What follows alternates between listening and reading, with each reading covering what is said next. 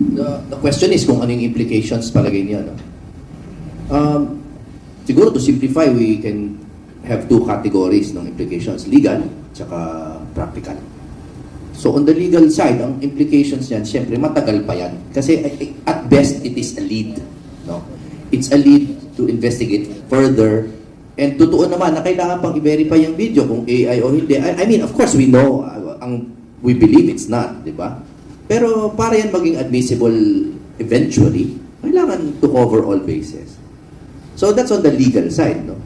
Pero yung practical po na implication ng mga sinabi po ni former Congressman Saldico, according to the doctrine of human experience, no? Sa ating mga karaniwang tao, alam naman natin na sila po ay ang mga nasa kapangyarihan noon.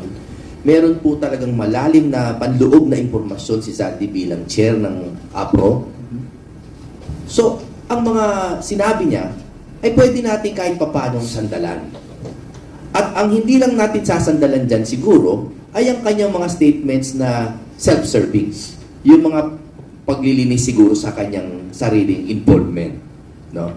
Pero pagdating po sa involvement ng iba, kailangan natin sigurong at least bigyan ng konting atensyon. Hindi po pwede yung ginawa, with all due respect to Senator Lacson, hindi po natin pwedeng bastang walisin. No? Kasi ang parang sinabi na lang nila Senator Lacson, and I'm paraphrasing, na parang, in short, parang di totoo yan. Parang ganun eh. As chair of the Blue Ribbon Committee, hindi po pwedeng magpakita ng ganung klaseng parang partiality.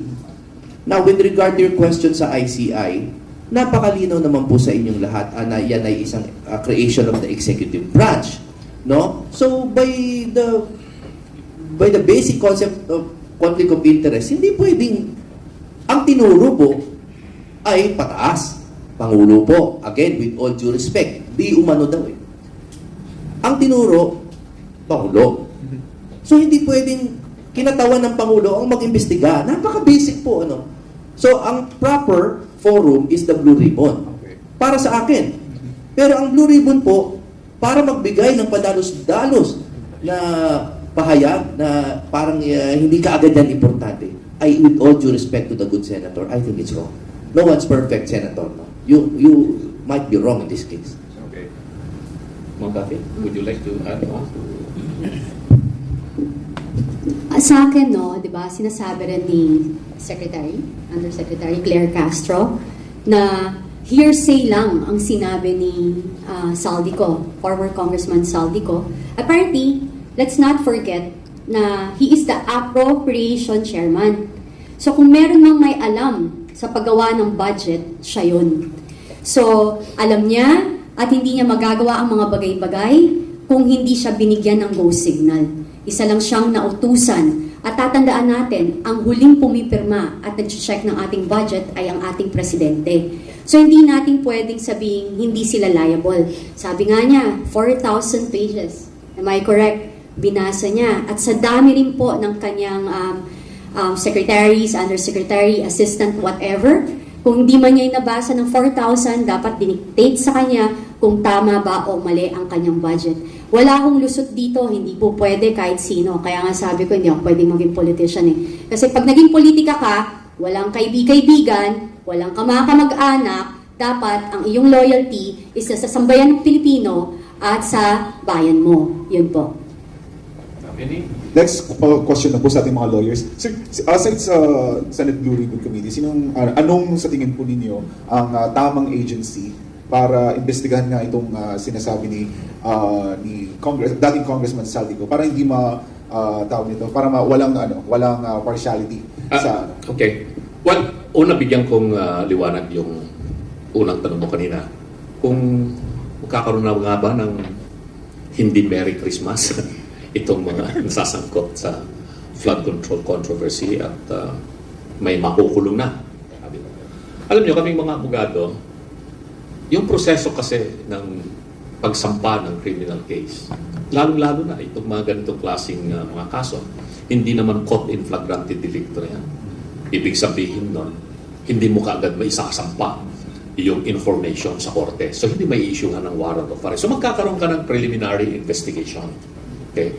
Pag nagsampa ng kaso na yung ombudsman o DOJ, padadalhan ng subpoena or summon yung mga possible na mga akusado or indictees. So, tatanggapin yan. Kung sino man ito mga ito, kung mga ordinaryong mga opisyal ng DPWH, so mga kontraktor. Pagkatanggap yan, normally binibigay 10 days from receipt. 10 days from receipt of the subpoena or summon, you file your counter affidavit to answer this indictment, itong mga complaints against you. So, sabihin ng abogado, magagaling na abogadong kukunin ng mga taong yan, dami nilang pera yan, sina Bryce Hernandez kung hindi sila papasok sa Witness Protection Program, sina Alcantara o kung sino man. They can always ask for extension to file their counter affidavit. O ipagpalagay na natin bukas o sa Lunes, silabas nila ito.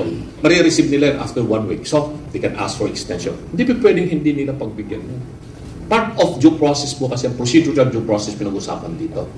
After sila mag-file ng kanilang counter affidavit, then i-determine ng investigative officer kung kailangan pa bang mayroon na namang reply affidavit. Sasagot din na naman po yung possible na yung respondent. Then after that, then magkakaroon na ngayon ng resolution yung ombudsman o kaya yung Department of Justice. And that would be to file the case before the Sandigan Bayan or in the appropriate regional trial court, depending upon the salary grade of the concerned official or employee. Pag salary grade 27 and above yan, Sandigan Bayan ang filing. Below that would be regional trial court. Unless there is a conspiracy, etc. Napakasalimuot na kaso ito eh. So, hindi ko sinasabing suntok sa buwan yung pangako na dito sa mga involved sa flood control projects na anomalya ay hindi na magkakaroon ng Merry Christmas. Siguro baka hindi Merry Christmas sa 2025 ang binabanggit, baka 2026. To be realistic about it. So, let us not be too confident na matutupad itong pinangakong ito. Now, the next question is, ano ba ang appropriate na investigative body? The Senate Blue Ribbon Committee cannot determine the existence of probable cause. Katulad ng sinabi ko sa inyo kanina. They may determine that there is a possibility of the commission of malfeasance, nonfeasance, etc. And then they can recommend to the appropriate investigative body for further investigations, DOJ or Ombudsman. Lahat ng records nila natanggap sa Senado. Ngayon, si Saldico ba would be willing to come home and testify para maging under oath, para magkaroon ng probative value yung kanyang sasabihin? Doctrine of human experience, sabi niya. Actually, ngayon lang, hindi sir, siya pupunta rito. nilabas po ni Saldico yung part ng video niya. Oh, So, makakalabas lang. well, makakalabas. So, hindi yun uuwi dito kasi sinabi na nga niya kung hindi nila ako mapapatay. At yung abogado niya, si Attorney Roy Rondain. Roy, you're such a good lawyer. Magkasama tayo, marami tayong mga pinagsamahan ng mga important discussions on legal matters. He is one of the best lawyers that I have known, itong si Attorney Roy Rondain. And he knows what he is talking about. Sinabi na niya noon pa that he is out of the country because he fears for his life. And yung fear na yon, whether totoo or hindi mo matatawaran yung tao na sinasabi natatakot ako may mangyayari sa akin. That would be the primary reason that he would not come home. So, sa ngayon, sa ngayon, kailan kaya uuwi si Saldico para harapin itong mga sinasabi sa kanya ngayon, na mga akusasyon? No, it's sad to say, it's not gonna happen in the immediate future, believe you me. Just as like the other personalities that were implicated in the very serious crimes before, no? Na-implicate sila sa isang mga kasong mga non-bailable offenses, mass murder or whatever. Nagtago rin sila. Hindi sila lumabas.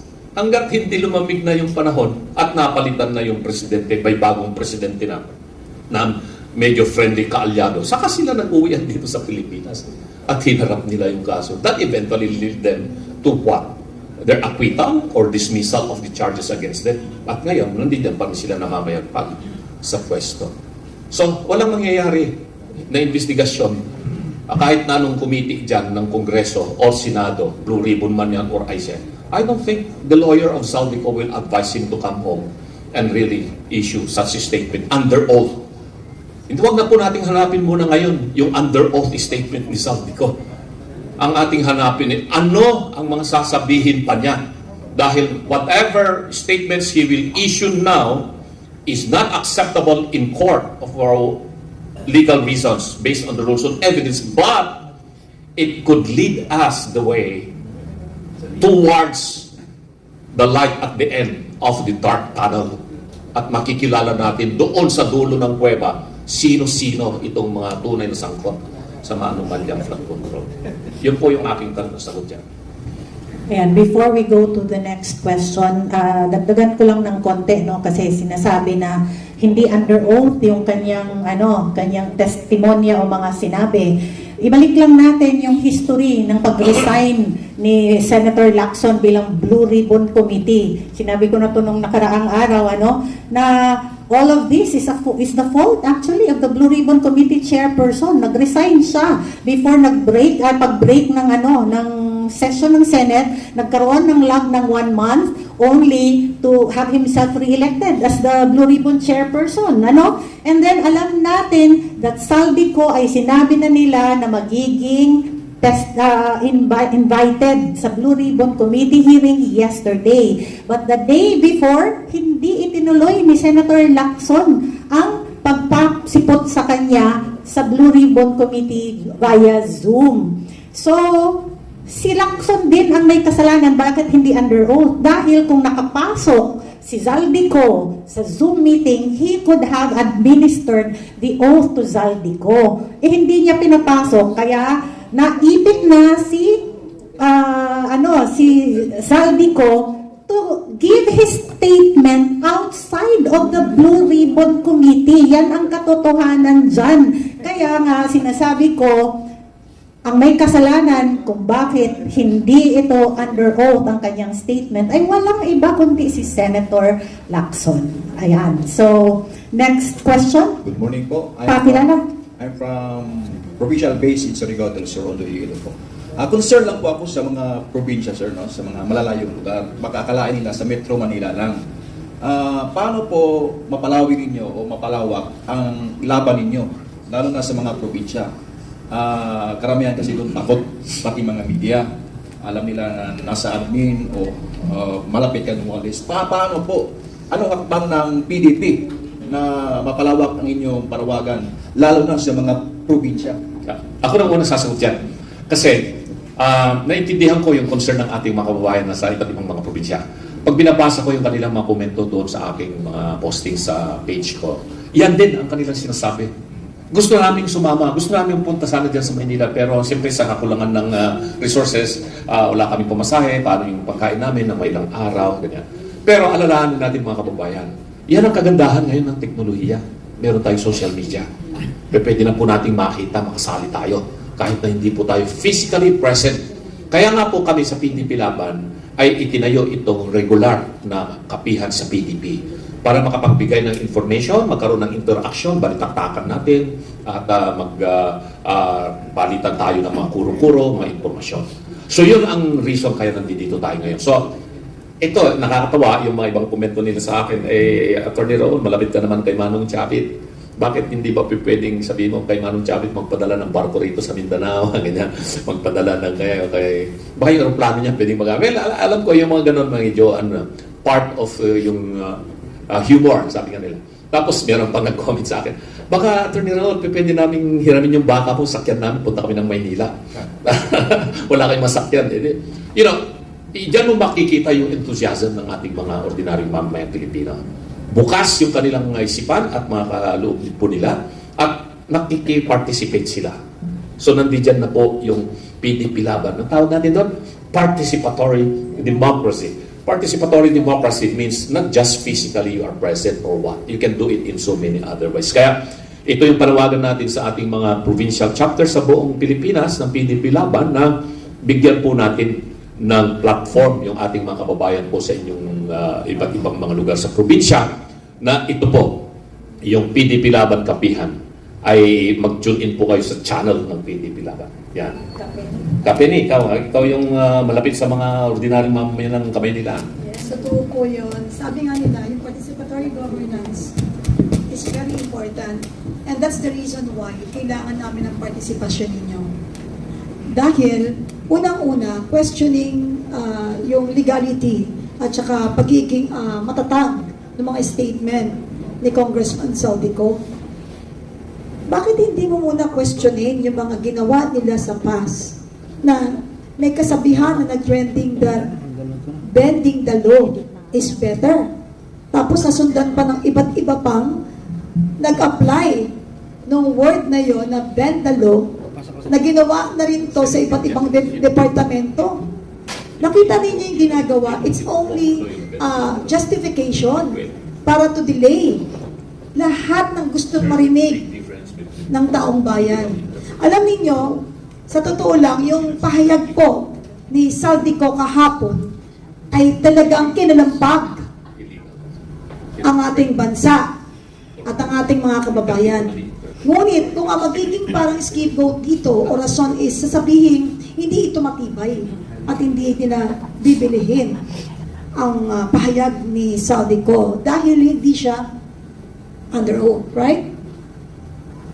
Eh yung mga nag-under oath na nga before na hininga nila ng mga statement, na-bend pa nila yung statement.